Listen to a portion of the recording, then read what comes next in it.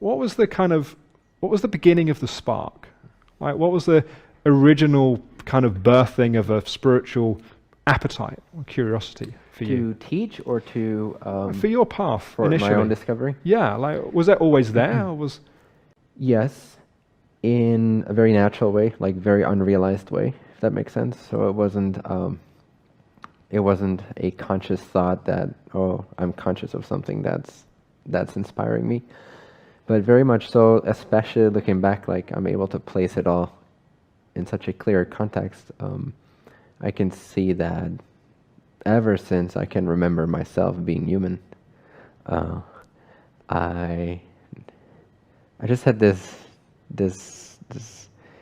sort of indescribable sense of limitlessness, or everything is possible. I always felt everything is possible, like everything is possible. So I had this, and I guess a lot of kids have it in many ways.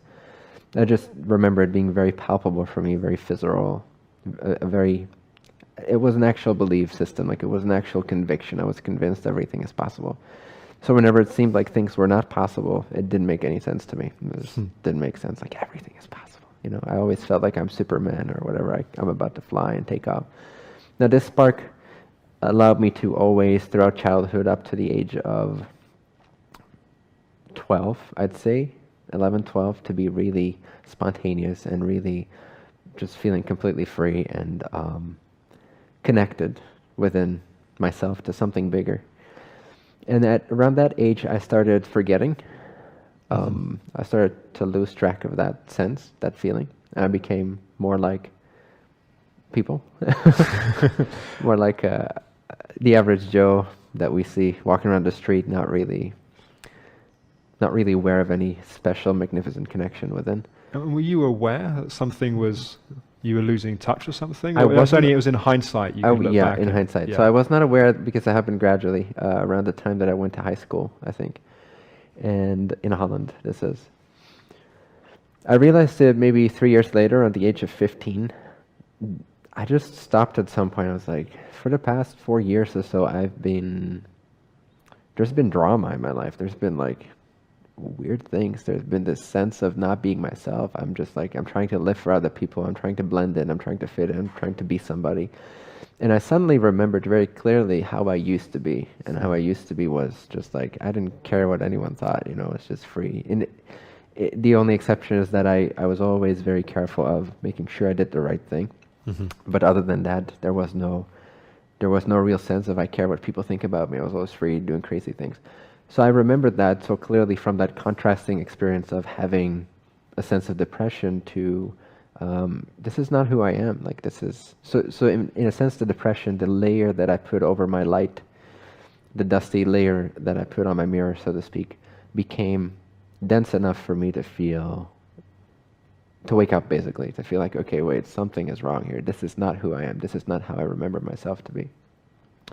So I started seeking for, I was exposed before that time to, like around the age of 10, I was exposed to books like The Alchemist by Paulo Coelho, and I did Silva Mind Control course for kids, which is about basic meditation techniques and using the mind in the alpha wave frequencies and the theta wave frequencies. So I had this background as a kid, and that was very much, for me, that resonated at the time as a confirmation that humans were actually doing something that confirmed everything was possible. It's like, oh, hey, it does make sense here on Earth. It makes sense that everything is possible. But still, I forgot about that, or it became less important for me for a period of about 4 years. So then I had that wake-up call, and I started out researching telekinesis for some reason. I don't know exactly how that happened, but so I joined a couple websites and blogs and communities of people actually practicing like moving light objects without touching them. This was the Superman thing still going on, right? What? This was the Superman kind of like quality, right? Yeah, it was the Superman quality, yeah. So the kid came back like, hey, I can do everything. Okay, right. So let me prove it by doing something everyone believes to be impossible, right? So I started practicing that, did that for maybe 5-6 months, pretty intensely. Was engaged in that community. I got my first real hit of what it's like to teach and be a teacher in online communities in that regard. I got my confirmations of being able to move certain objects without touching them, and then I realized, like, okay, I've been practicing this for 5 months, and I was like, I could, every once in a while, I could roll a pen. And I was like, but I've been practicing intensely for 5 or 6 months, and this is all that, I'm not doing anything significant per se. It's just party tricks. You want to move the world, not a pen, right? Exactly. You want to transform the world. It's not going to happen from here. So I woke up from that, and I was like, well, okay, so this is a nice confirmation. This feels good. This feels empowering. Feels like it's a representation of who I really am. However, it doesn't take me where I want to go. So I realized that in order to really master any aspect of life, I would have to know the source of all of it. So this was when I was around 15 years old. So I remember having this thought. I was practicing telekinesis. I was like, I'm kind of tired of practicing. Do I really want to practice for the next 10 years until I can like levitate a chair?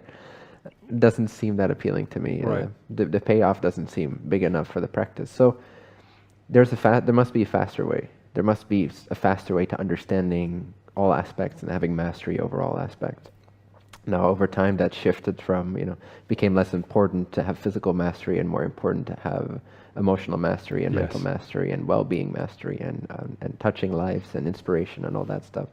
But at the time, it was very much like I want to master everything. Like the everything is possibleness. Like I want that. So how do I achieve that? What's the quickest way? And I just had this insight. I need to know the source of all of it. If I can focus my minimal amount of time. We all have minimum amount of time available in this life. So I was like, okay, if I just devote all that energy into one thing instead of trying to master all these aspects, what should I pour it into? And so source came up, like the source of all of it, because then you have mastery over all of it. Yeah. And it's interesting as well. I was just reflecting as you were talking. It's a very Generation Y or whatever generation we kind of are approached like, I want it now. Yeah. Like I want to do it quickly, and I want it now.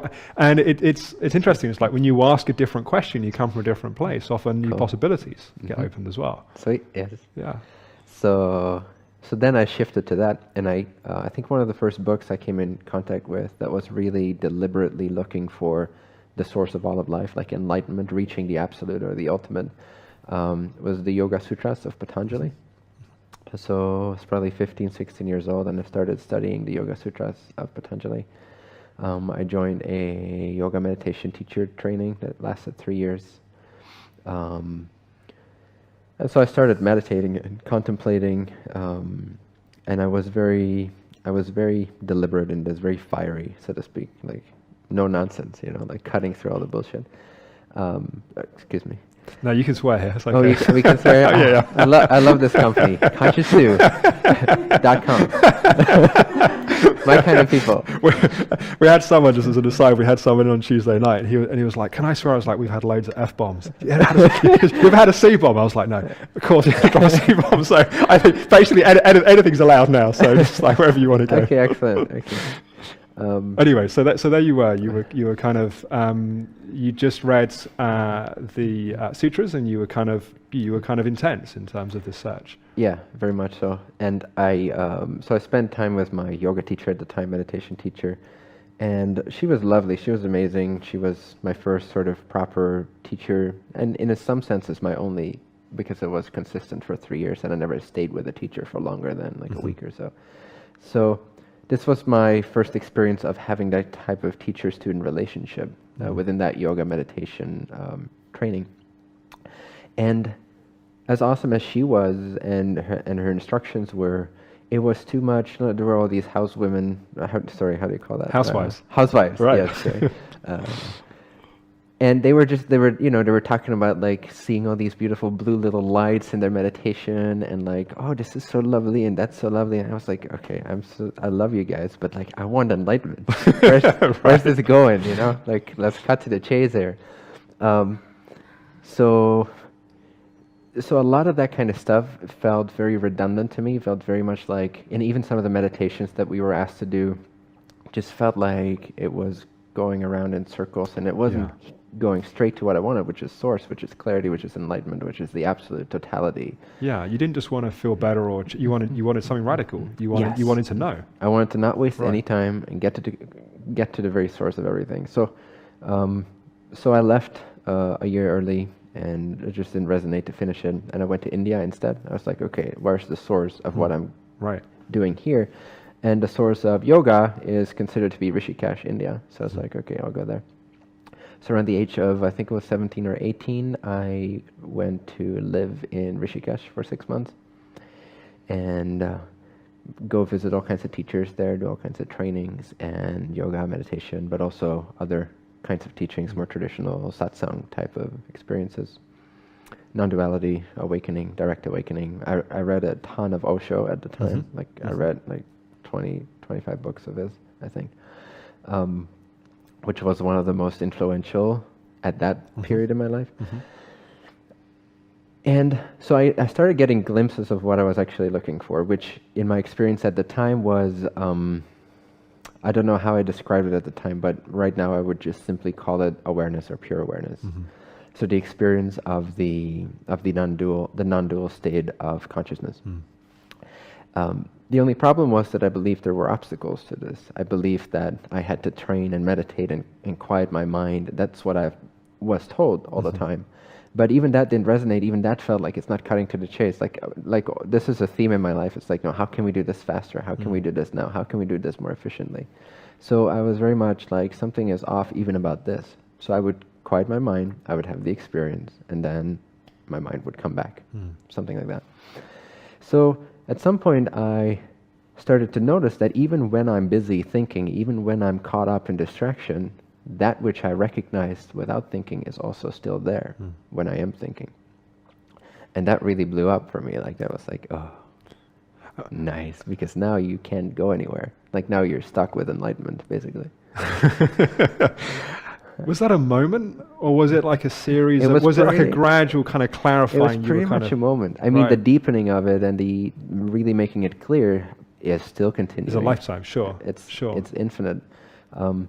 But I remember very clearly having a shift of like, hey, it's more than anything, it wasn't an experience, it was a shift in how I approached it, a shift in understanding the truth of it. So very easily, very simply, I just realized that which I realize in those moments, in those glimpses, is always here. And then I started seeing that all over the place. And when you had that moment, did it feel significant at the time? Was it like, this is the thing that this is all about, or was it like it happened and then you gradually were looking back and you kind of started to realize the significance of the experience? It felt pretty significant to me, right. But also because I was personally so invested in this journey, right? Like from the age of 15 to the age of like 19 or something like that. I had been seeking intensely every single day, and I traveled to India for it, I lived there, etc. So for me, it was a very personal thing as well.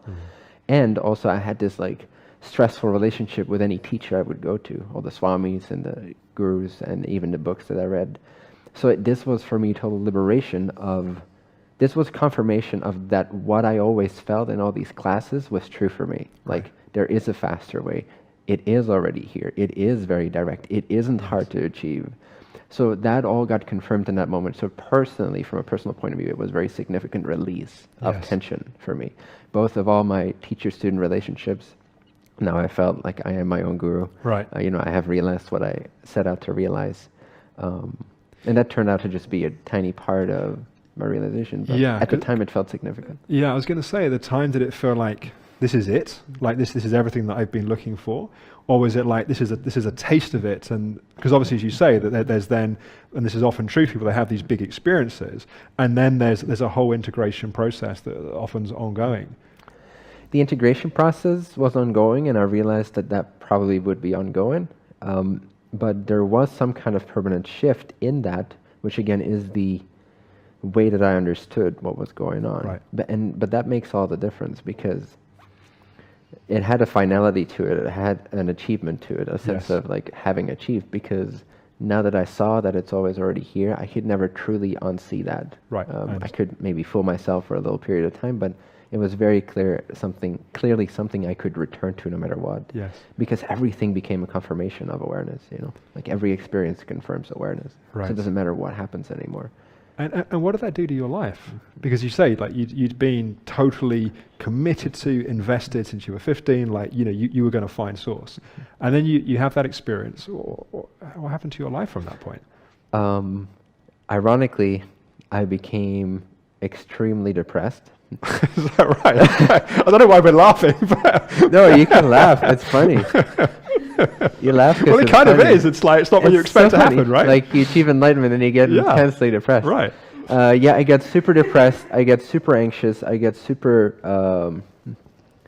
I felt completely stuck. At this point, I moved to Dharamsala from Rishikesh, and just everything was falling apart. Everything that held my sense of humanness alive, so to speak. My relationship, my circumstances, my finances, my goals in life.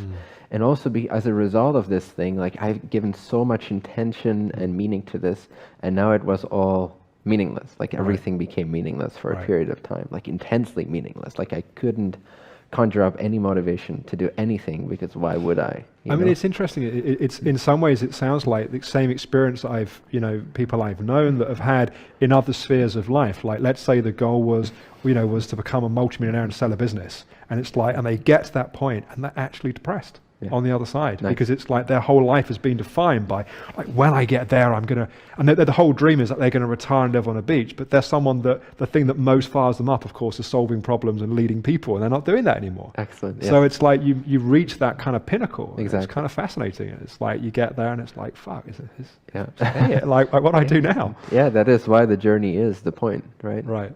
But once we realize that, and we realize that the journey is infinite and endless, then we're good. Right. Yeah, but that took a as while. Long as we believe, we're always like, as long as we believe it's about the end result. Right. And as long as we believe that after the end result, everything else stops or something like that, then we'll always have that struggle. So that was another insight then that came, that then you recognize that it's like it wasn't an end point, that actually in a sense it was just a point in the journey. Or I'm not beginning. sure I realized that at that very point, like in those 6 months after my awakening, I was just like my personality was being deconstructed completely. Like everything I knew was being like torn apart and taken away. So yeah, I was pretty depressed for, I'd say, about 6 to 12 months afterwards, and I came back to Holland. I lived with my parents, and that's really when these realizations started to, where the rubber started to meet the road, so to speak. And I was like, okay, integration time. Like, okay, so you've realized what you wanted to realize. All the intention like got sucked out of you, the intensity of it.